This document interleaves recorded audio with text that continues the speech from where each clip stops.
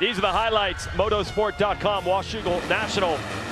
Moto 1 of the 250 class. Tom Vialle and Haiden Deegan battling it out. Yeah, I mean, we talked about it like a carbon copy, just reverse. Deegan had the inside on the second moto, but Vialle, I mean, he was just putting it down this first moto right here, giving Deegs all that he wanted. And I talked about it in the keys of the race. Deegan needed to stay away from this type situation, and that's a simple mistake to make, and it happens to the best guys in the business still today at the top level. And just grab this foot peg or pop the bike into neutral, he goes down. He goes back around Ryder DeFrancesco, who passed him when he had gone down. Now we check in with Levi Kitchen, born and raised here at Washougal. Bad start. He's on the right in the yellow gear. The chef. Wonder if it was one of his friends had the kitchen going over there. I want to go say hey. That's right. He would only finish 12th. And this is the rider that won a week ago. Joe Shimoda on the 30 on a roll here. Well, riding well. Just needs that early race. He needs to be a little bit quicker. Sprint laps. Vialle takes the win. Deegan tried to put in a charge there for a bit, but after the fall, there was not much he could do except wait for Moto 2, and it was on against him again. Need to, at home, watch that in slow-mo. I think there was heavy contact between Levi Kitchen and Deegan. Nevertheless, they were going for it. And uphill we go. Vialle with the lead. Deegan second. Another good start to the 34. DeFrancesco, Chance Hymas down. Yeah, easy mistake to make right there. Track's a little bit loose, and as looked like when Chance started to accelerate to make the corner, the bike just over-rotated, and he goes down, and you can see him just, I'm sure he's grimacing underneath that helmet for sure and limping really bad. Bummer for him coming in with an injury. Shimoda takes the measure of Kitchen. Joe talked about it. He needed that early race intensity. It's what he needed to work on. Here's some intensity. Deegan going after Vialle. This pass right here is so incredible, especially at a young age like Haiden Deegan. That pass right there is so hard to make and takes full commitment, especially when you're on the outside of a two-time world champ. And he poured it on from there and would extend it to a relatively easy second moto win. So many of the races this year have been huge battles. Not this time. It wasn't, and I just think about the adjustment. He talked about he made the bike change. Incredible comeback. Yeah, the changes he made, he said he had to do some between motos. Right. Obviously changed his result, as you can see here, flipping it with Vialle to Moto 2. And wins the overall. I go back, look at 6-7 to the 8, three-way tie. That's wild. It is. That's more of the, as you say, typical 250 map, all over the place. Look at Kitchen, 4th, 12th. What the heck? Or 12th, 4th, excuse me. Show you how that affects the championship standings.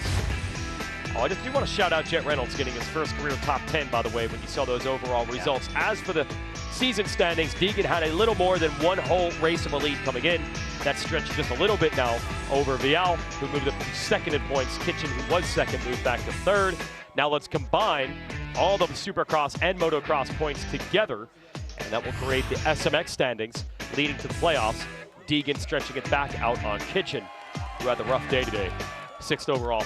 Vialle, Shimoda, Hymas, Smith, Brown, Small, DeFrancesco, and the rookie, Juju Boomer, been quietly consistent this year, 10th in combined points.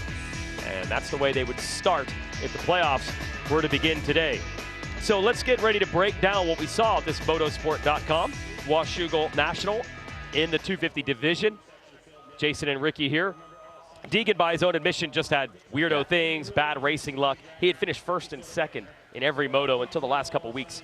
So is this just like he was due to just have a non-drama day? Is that really what it comes down to sometimes? I don't know if he was due for that, but outside of Deegan, I want to give major props to Tom Vialle. I've been kind of hard on him on the podcast, and you know, I just, because I expect so much of him, I think he's an incredible talent, and he has the credentials to prove that. But what I saw from Tom Vialle, I think he was the most impressive today compared to what we've seen all season long. So great job.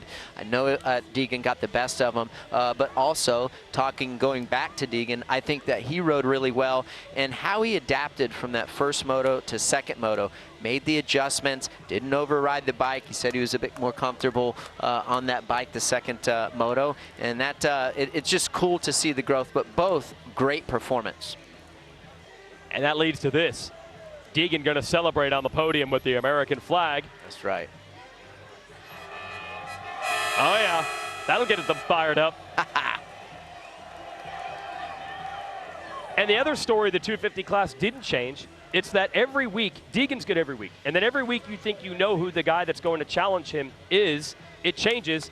It does. Levi Kitchen went from 1-1 to what, 14-4? Yeah. Or today, or 12-4? That's wild. Yeah, 12-4. You talk about a roller coaster, and didn't know that about Levi. He talked about he didn't rest himself enough this week, so that's interesting. And it was really hot today, so there you go. I definitely thought he was going to bring some more momentum coming in this weekend, you know, after an incredible win at Millville. But hated to see what happened to him early on. He got a horrible start that first race, but he kind of redeemed himself that second moto. We talked about it a lot today. This track is really, really start dependent.